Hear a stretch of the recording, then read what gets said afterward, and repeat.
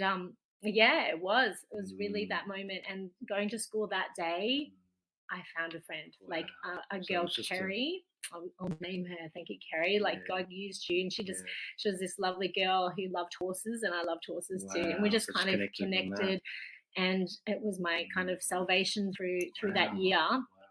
Wow. But that was my real experience of Jesus coming alongside, finding me in my lowest point of of shattered identity, shattered self-esteem, Yeah. kind of lost everything and didn't know what to do, Yeah. to, oh God, help me, like, and then him actually delivering, coming through, and me How cool is experiencing it that? through a friend. Yeah. That's awesome. Yeah. That made you think, God, Jesus, you come through. I can trust you.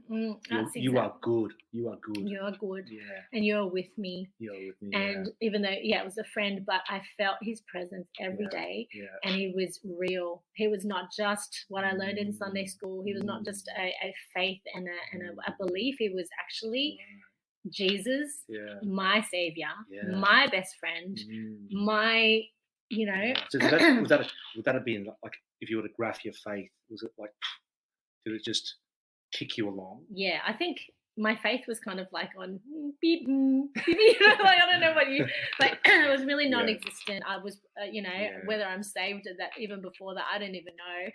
But I prayed this in this prayer when I was in year 5, but it was only sort of that year 8, year 9 period of really discovering Jesus. That I feel like from that moment he changed my heart to this point where I knew him. Like, it was a heart that knew Jesus, and so from that point on, even in the crises of the singer-songwriter, putting that behind, I've always felt that Jesus has always been the reason and the person who defines who I am. And the person who, so that softness of heart, or that sense of, when I'm like, when I'm lost, I run straight to him. So it's not like I'm trying to be someone that's apart from him. So my singer-songwriter days were always in closeness with Jesus as well.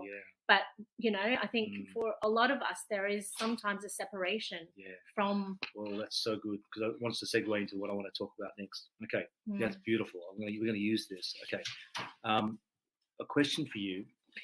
Hello, donkey. Question for you is if you could describe. So I'm going to ask you 2 questions. If you could describe yourself with one word, like identity-wise, what would that be? Like, who are you, Deb? One word. And then I'm going to ask, who would God say you are in one word? Have a think about that. Wow. Yep. What do you think you would say if someone said, Deb, tombstone, one word? I do feel like child of God is the first thing that comes to mind. Yeah. I feel like the end of the day, he is the one who's looking after me, and I feel he's like I'm his. Daughter, yes, but more so child. I actually feel like I'm still a baby, like still needing him so much. Something so endearing about it. So consistent with that story, as you say. It's almost the fresh, even as you tell it, it's still so fresh. It's kept your heart from being seared. Like, it's so soft. It always has been. Anyone who knows Deb, it's so ready to receive something of encouragement from God. Yeah, so that's amazing. So that and what God would say of you, you'd feel it'd be the same thing, my child. Like, would you feel the same word? Yeah. Yeah. Like, I think, Yep. I think that's amazing, and I reckon I'd love to hear so many people's responses. So, how would you describe yourself in one word? And then, how do you think God would describe you in one word? And I'd love for us to think that through, whether or not, if it ends up being roughly the same, whether that actually becomes this catalyst for a free walk with God. Like, it's the identity part isn't your hindrance when it comes to your walk, because it's the same. Do you know what I mean? Yeah. So, like, it might be something else that chokes you. There might be something else that creates a stumbling block, but it's not your identity, because you know who you are. And then you know that it aligns with who you know God knows of you. Yes. And to get to that, where what you say of yourself and what God says of you becomes, if it's the same, then that identity word isn't this baggage word. It's not a negative thing. Like for you at the moment, I think, not knowing you, I don't think that your identity would be something that holds you back in your walk with God. If anything, as you've shared, it's a catalyst for you. It's a defining catalyst for you in your walk with God. Child of God is your strength, isn't it? It's this great thing for you, and you know that's what He says of you too. I think like even our friends and different people around, and the different insecurities that plague people. Yeah. Right. Whether it be upbringing and you lacked a father figure, or you're seeking acceptance from a partner, or those things that kind of make you make your foundation unstable as a person. So that when something bad happens or a relationship fails, your world crumbles, or you lose yourself in it. And I feel like I've not had that. I don't recall a time. And if I go back to that moment, it's because Jesus set this massive stone, rock of a foundation of that, so that that's not shaken. And I feel like it, if there's something, I want to hear your story as well. It's like, because you've not come from a Christian background, or one that you knew Jesus from an early age. And what's your story of identity been? Because I think this is really deep in terms of, people listening, there's this sense of, if you've struggled with identity, the question is, how deep is your relationship? Not even your belief and understanding of Jesus. It's like, how deeply do you know Jesus at the end of the day? What do you think people would say of you in one word? So just think of there was one word, and you know how you do that when you're a kid, you do those cross things where there's all these names and then there's these words on the other side, and you've got to draw lines to connect them. You know what I mean? Like, what would the word that people would connect Deb to? The first word that comes to mind is free. I feel like if there were different words and there was different names, and free was one, you go, Deb seems free. She seems like there's definitely. I mean, what do you see? I would think high capacity word, like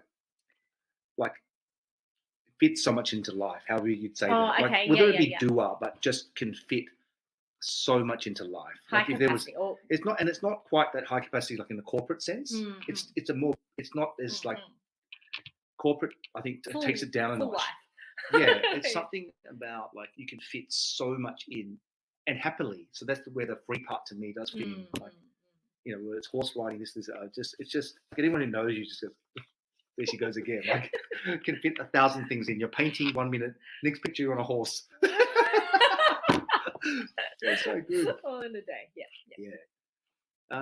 So for me, identity, I like what you said. If you journey through what I thought of me when I was young, I was told on a report card, "You're quiet and conscientious." I shared that last time. I always thought I was quiet and conscientious. Like, quiet and conscientious, obviously, because here's my school report. But when I think about it, it was because I was moving school. I had moved to so many different schools, and I didn't come in at the right time. I always came in 2 years after. Had their friendships. So where did it come from? Also racism. So that made me more subdued, more wary, because I was getting a lot of copying a lot of racism.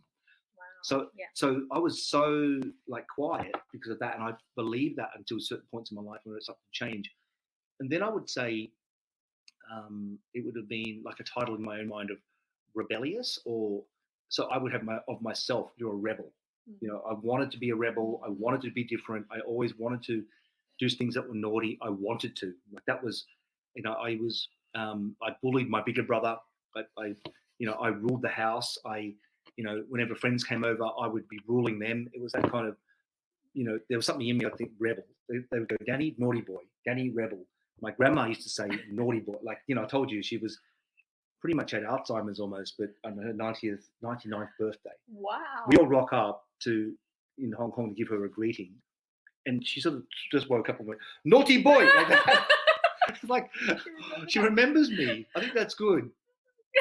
It's like, so I have that tag in my head all the way. And then somewhere along the line, what I would say to you, what I always knew was like I've almost my whole life had a best friend because I've always been able to talk to people deeply.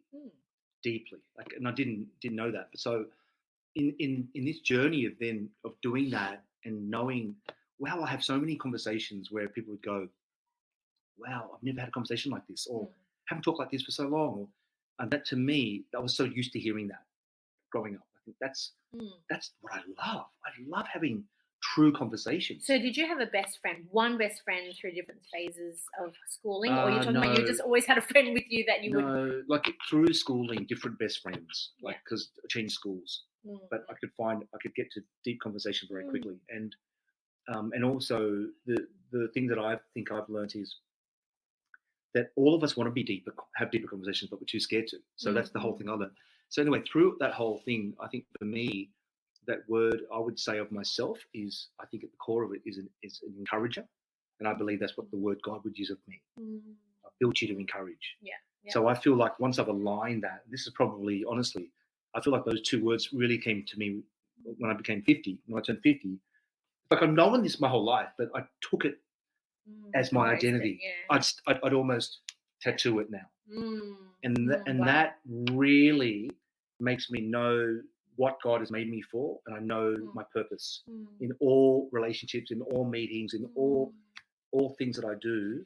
My desire is to encourage, to move that person from here and move them forward to there, and whatever that looks like. And so that's this alignment for me, and that's come through so many failings, so many crap, so much all this bad stuff as well. Such a story of all my bad things, where I'd go, "Who are you?" I remember thinking that to myself a lot. Who are you? Who am I? Who am I? I don't know. But that's been this centering thought of, now I know, and I really know that that's a God-given thing too, and I believe it. So because I believe that, everything else goes away. Like I know I've got things to do in my life. There's some things I need to do. But and I think, what would people outside say of me? I think the people outside of me would say, yeah, he's an encourager. They would say, yeah, that's what you do for me. Yeah. So that there's an alignment for me on that identity word that has come through many, many years of trying different things. And so that isn't my stumbling block in terms of what would choke me or what would hold me back. If anything, at the moment, it's probably something that helps me, like being able to say that. I can go, okay, I know my role and my place now in the kingdom in this way, in my workplace, in my home, everywhere. But that's something that I'd love for all. I wish we could hear. We had all our friends here, because I'd love to hear their 2 words or 3 words, and what they think of themselves. And and I think a lot of people might say to you, I don't know. Don't have an answer for you. I don't know what I think of myself, or I'm not ready to share it. Or I think also when you think of King David, right? What do you could remember him for 2 things, right?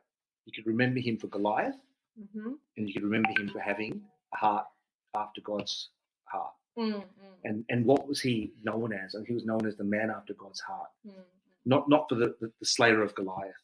So I think sometimes we find our identity in our feats and in the things that we do, but God has this sort of bigger name over us. And so I think that when we talk about identity as well, when we look at the way the world is, it will say you're the most important person in life. And it's like your story is to be magnified, you and your story. And I think it's your story inside of his story. And that's the big thing that we want to bring out, is that you've got a story and it's beautiful, but there's this big story, God's story. And equally, sometimes you can go, all that matters is his story. Your story, you're nothing. You're a slave to Christ. You're an ambassador. Like, we don't worry about you. Just serve. And then you lose, who are you?